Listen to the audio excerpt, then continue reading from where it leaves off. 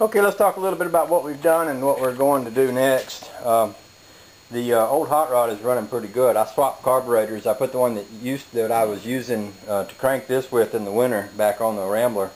And it actually works quite well. And then I took the other one that I had cleaned out and reworked, which was originally on the Rambler way back when, on here, and this worked out very well.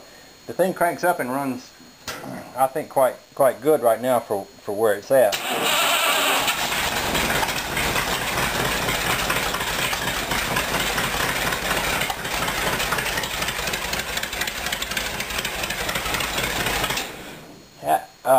Having said that, I'm trying to think, okay, what is my next best thing to do?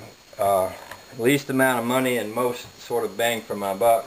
I'm thinking about the timing chain, and I'll tell you why. Back in the old days, on General Motors engines, I'm talking about 60s and 70s, they get 70, 80,000 miles on them, and you'd kind of know that the timing chain was wore out.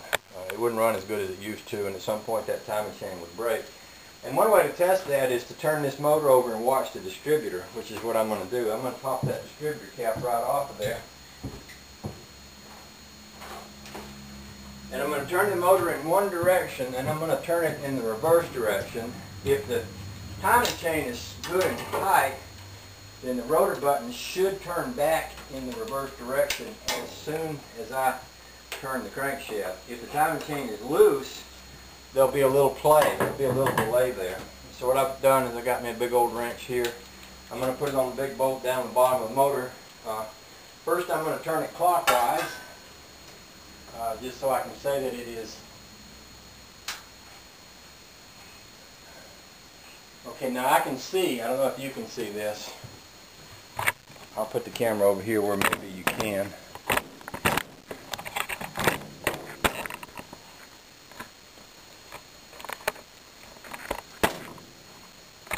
Okay, here's my rotor button. I don't want to sit there. It makes this rather hard to do. We'll get it right though. Oh shoot.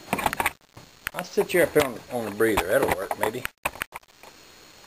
Okay, can you see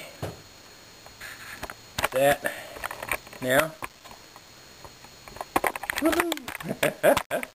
This is kind of an exercise in how to get your camera to stand up straight. Maybe. No, that ain't going to work either. Okay, never mind. Back where you was. Y'all can't behave. You have to sit over here. Anyway, I'm going to reverse the turn, and if this chain is tight, then that thing will change directions, and it'll start to turn as soon as I start to move this wrench. I am moving it now, and it's not turning. And it's not turning, and it's not turning, and it's not turning, and it's not turning, and now it's turning. Wow, that is a lot of play.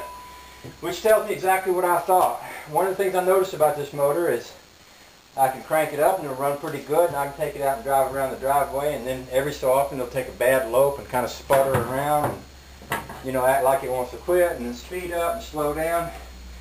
The reason it's doing that is because there's so much play in that timing chain that it's just, the timing is all over the place. And if you think about it, when you accelerate, it kind of pulls the chain tight, and then when you let off, the chain flops. And so it's like your timing goes from being here to being here, and it's just all over the place, and it's really inconsistent, which means the motor just, it doesn't run very well at all. And how are you going to tune it up under those conditions? I mean, if you think about it, if I adjust the valves, and the camshaft and the crankshaft are not in sync, then how am I even going to know where to adjust the valves at? The same thing with setting points and all sorts of things. So what this experiment has done is it's told me my next step is going to be to replace the timing chain. Now back in the old days we used to do these things in the car. This is a Cadillac motor, and I'm going to consult the manual to see what I have to do. I know I'm going to have to take off the harmonic balancer, the water pump, things of that nature. The timing chain sits right there. I'm not going to go ahead and put a cam in it, because if I do, that leads to cam bearings, that leads to lifters, that leads to new valves, that leads to a head job, and before you know it, I've got $500 or $600 in it.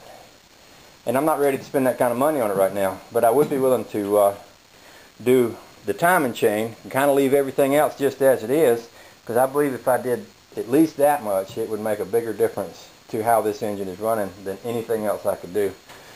One more thing I'll point out, I took the breather that I have been running on that one and put it over here on this Rambler. It's a more modern looking breather. When I bought it off a picture off eBay. I thought it was an old-fashioned looking breather, but when I got it, it didn't seem like it was. This breather really is an old-fashioned breather. This is very much like what people used to have on their cars back when I was a kid, back in the 60s and 70s. So even though it's not awfully big or fancy or anything, it's good and old-fashioned, and it suits me just fine. So that's enough talk for one night. I'll go in and look at my repair manual and see what it's going to take to get that timing chain changed. Y'all have a nice day.